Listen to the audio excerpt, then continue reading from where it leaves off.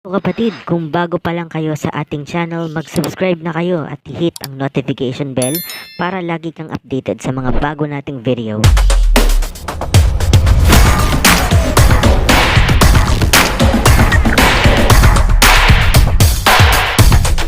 Bago ako magsimula, nais namin i-announce na available pa rin ang Eat Bulaga at TVJ merchandise sa Shopee. Maraming salamat sa mga nakabili na at sa mga hindi pa rin nakakabili. Pwede na kayong order sa link na makikita nyo sa description ng video na ito. Isang mainit na balita sa pagtatapos ng linggong ito ang biglang pamamaalam sa ere ng toha ng pinakamasaya ng Tape Incorporated sa GMA7.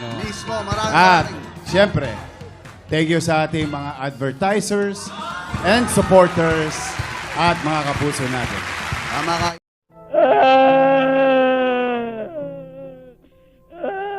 Bakit po kayo umiiyak? Wala lang, gusto ko lang.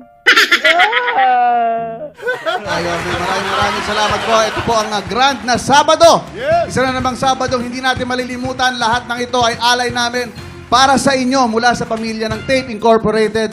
Ang tagahatid ng tulong saya at Anli Sorpresa mula pa noong 1979. Gago! My God, I hate drugs. Bobo! Sa pamamagitan ng Itbulaga. Gunggong! Barinig kita sa mukha eh! Hanggang ngayon, dito sa Tahayang Pinakamasaya! Wala kayong pambinsing power.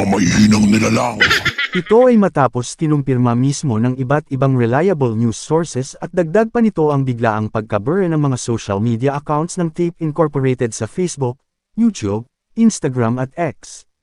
Sa isang video na binahagi ng isang vlogger na nandoon mismo sa EAPT Studios, makikitang pag-off-air ng show ay nagsalita si Yorme Isko Moreno at nagpasalamat sa studio audience at sinabing, "See you next time on our next journey."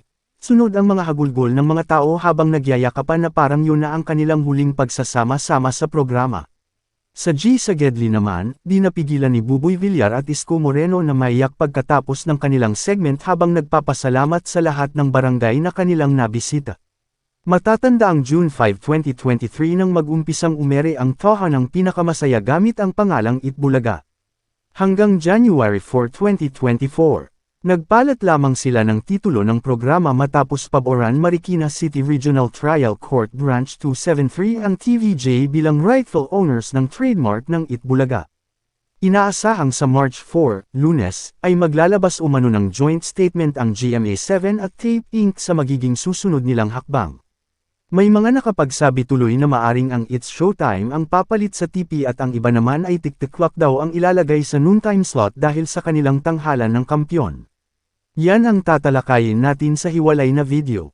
Samantala, humigit kumulang na 200 empleyado ang nanganganib na mawala ng trabaho sa pagkawala ng TP at kailanman di kami natutuwa sa mga taong nawawala ng trabaho hindi kagaya ng mga paratang ng ilang pro-tape at GMA vloggers na sina Best Philippines at Kang Uso Alliance. Though sa kabilang banda ay matatawag namin itong isang karma sa mga halos-hos na dumuste sa TVJ at sa mga dabarkads, never kaming natuwa na may 200 na staff na nawalan ng trabaho.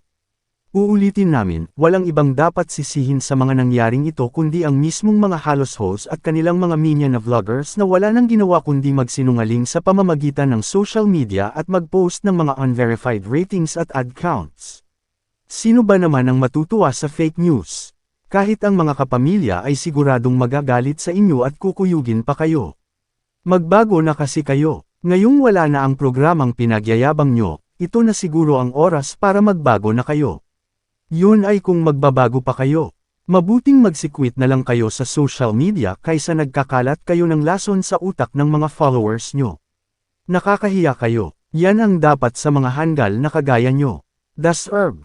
Kapatid, naka-digital na ba ang TV mo? Kung hindi pa, bili na ng Sulit TV powered by TV5 para sa mas malinaw na panunood. Available na ito sa Shopee at pwede kayong umorder sa link na makikita nyo sa description ng video na ito. Sa iba pang mga balita, legit the Barkads Main Mendoza, nagulat sa sorpresang natanggap niya noong Sabado sa Itbulaga dahil guest pala sa Perifi ang kanyang legal na asawang si Congressman Arjo Atayde. Super cute ng kanilang pagkikita at talaga namang kinaaliwan ng mga Minitex at Team Studio. Pati na rin ang kanilang mga eksena habang naglalaro ng Perifi. Ano na naman kaya ang masasabi ng mga kulto? Siguradong durog na naman ang mga hitad na umaasang magkikita sila ng kanyang dating ka-love team na si Alden Richards o kahit man lang mag-guest host sa Toha ng Pinakamasaya dahil nga na maalam na ang kanilang programa sa ere. Kawawa naman ang losers. Huwag na kasing masyadong umasa, masasaktan lang kayo. Basta ako, doon ako sa legit at legal na asawa.